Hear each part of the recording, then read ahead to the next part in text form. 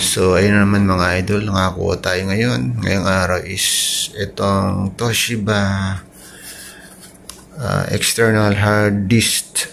So, nabili ko lang siya ng $10 katumbas sa atin is 17 pesos lang. So, ayun mga idol, kita nyo naman, napakadumi pa. So, kanina kasi nakahalo to sa mga power bank na mga nandun nakatambak sa junkyard. So, yan, kung makikita nyo, 4 terabytes siya.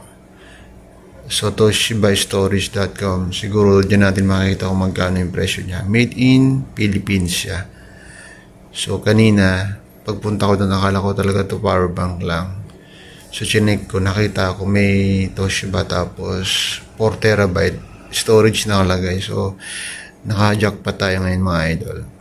So, halagang 17 pesos lang, meron tayong 4 terabyte na external hard disk drive. So, na-try ko na to. Okay naman siya. So, gumagana. So, ayun ang kagandahan dito mga idol sa bansang Taiwan. Kahit ano, sa junkyard nakikita nyo, kahit TV, ref, ang dami, cellphone, laptop. So, ito ang nakuha natin kanina.